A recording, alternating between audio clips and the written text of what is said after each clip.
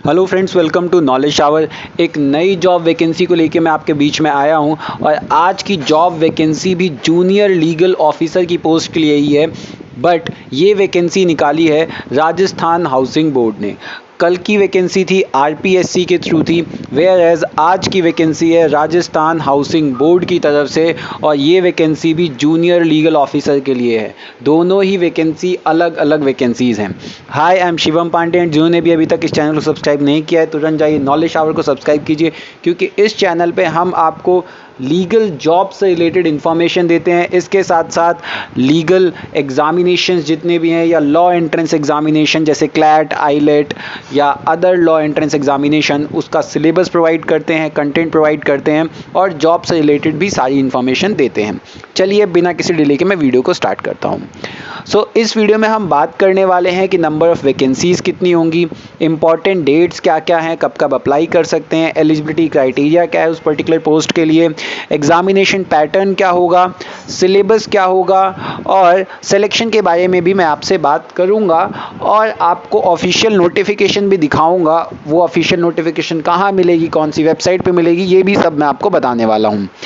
तो सबसे पहले हम बात कर लेते हैं, this is RHB Rajasthan housing board. कल की वैकेंसी थी आरपीएससी की, बट आज की वैकेंसी है राजस्थान हाउसिंग बोर्ड की जूनियर लीगल ऑफिसर 2023 नोटिफिकेशन। अब अगर हम नंबर ऑफ़ पोस्ट की बात करें तो नंबर ऑफ़ पोस्ट है 9 और नोटिफिकेशन आ चुका है।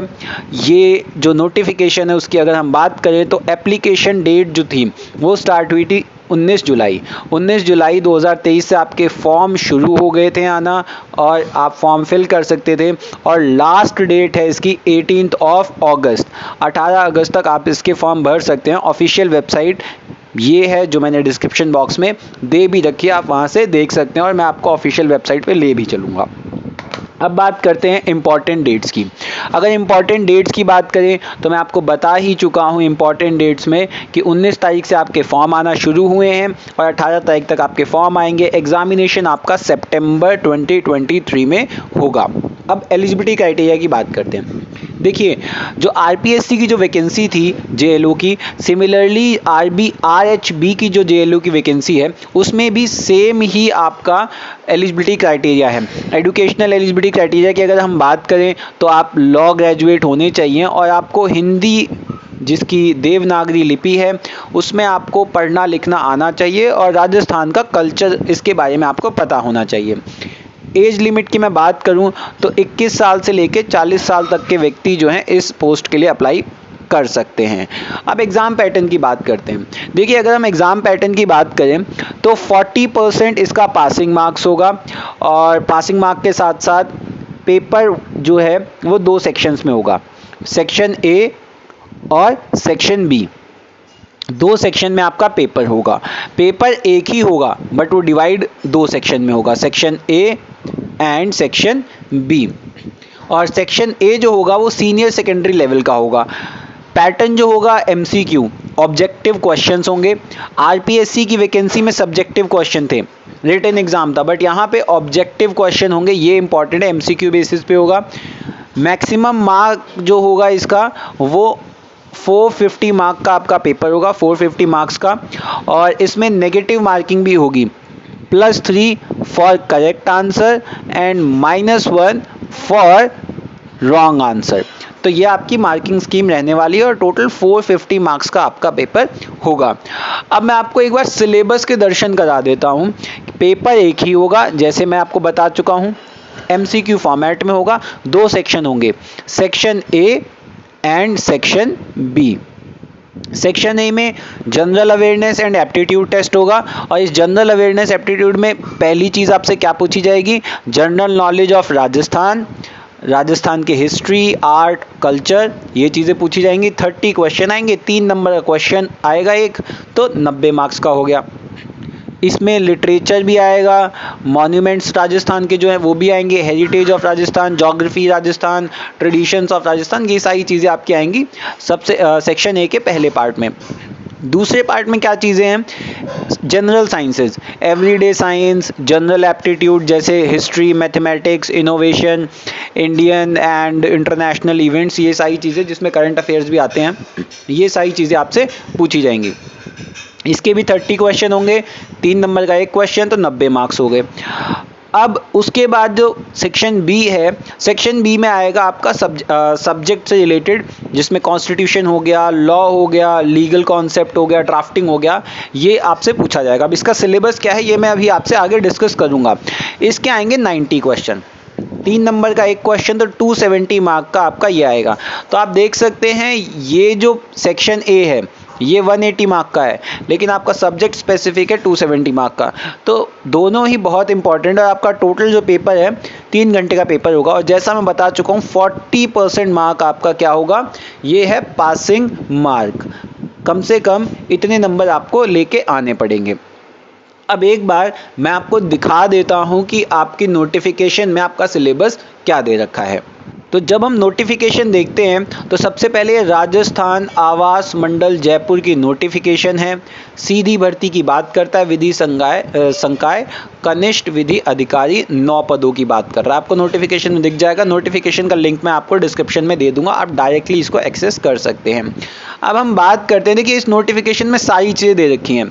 आप यहाँ पे देख सकते हैं रिजर्वेशन की पॉलिसी और ये सब भी दे रखा है, किसके लिए कितनी पोस्ट है। सामान्य के लिए 5 पोस्ट हैं और सामान्य महिला के लिए 1 पोस्ट है। तो ये सारी चीज़ें आप देख सकते हैं, इसमें सब कुछ दे रखा है, आप इसको आराम से देख के पढ़ सकते हैं, इसमें कोई दिक्कत नहीं है।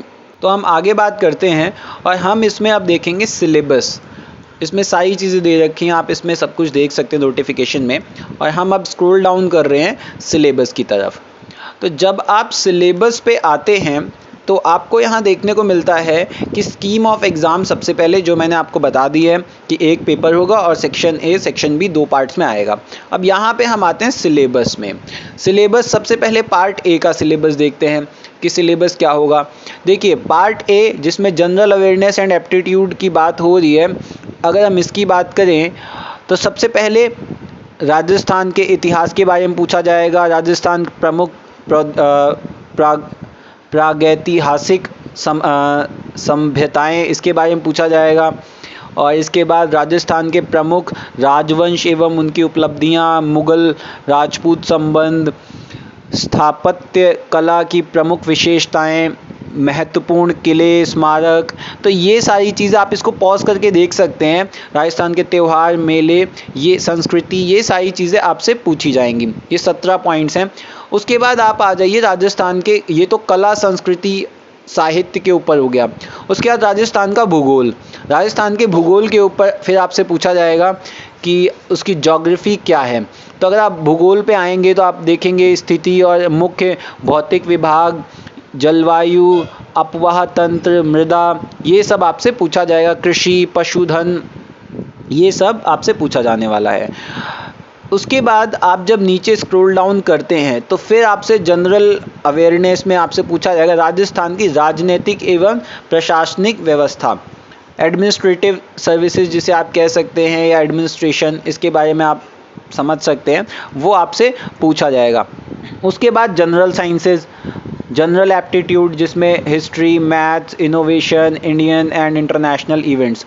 तो जनरल साइंसेज में आपसे जो पूछा जाने वाला है वो आपको इसमें दे रखा है कि will cover general application and understanding of science including matters of everyday observation, experience, जैसे एसिड बेस से रिलेटेड चीज़ें हैं वो सब आपसे पूछा जाएगा। ठीक है, सॉफ्टवेयर, हार्डवेयर, कंप्यूटर से रिलेटेड ये सब पूछा जाएगा। Then current affairs, current affair में आपसे पूछा जाएगा स्टेट के जो करंट अफेयर हैं, नेशनल या इंटरनेशनल करंट अफेयर हैं, गेम, स्पोर्ट्स, इनसे रिलेटेड करंट अफेयर है वो आपसे पूछे जाएंगे, जिसमें स्टेट के जो गेम से रिलेटेड क्वेश्चन हैं ये भी आपसे पूछे जाएंगे।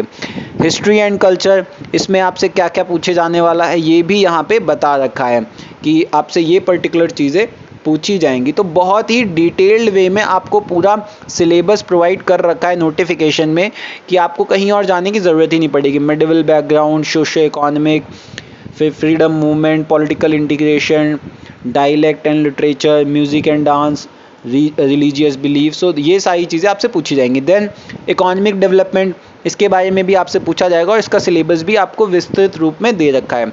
आपको इस नोटिफिकेशन में सब कुछ मिल जाएगा। After this geography and natural resources, then फिर हम जब नीचे स्क्रॉल डाउन करते हैं तो आपका पार्ट बी जो है उसके बारे में बताया जाता है कि कहाँ से पूछा जाएगा। तो पार्ट बी में देखिए सबसे पहले constitution of India, special emphasis on fundamental right, directive principle of state policy and enforcement of right through writ, इसके बारे में पूछा जाएगा। फिर functioning of high court and supreme court and attorney general, लगभग वही सिलेबस है जो आरपीएससी का है, कुछ भी अलग नहीं है। सेकंड इसमें पूछा जाएगा सीपीसी, सीआरपीसी, फिर provision required to be referred generally in government offices will be given importance। Third में आपसे एविडेंस एक्ट, लिमिटेशन एक्ट और interpretation of statute, drafting and conveyance, ये सब पूछा जाएगा। तो सिलेबस सेम है।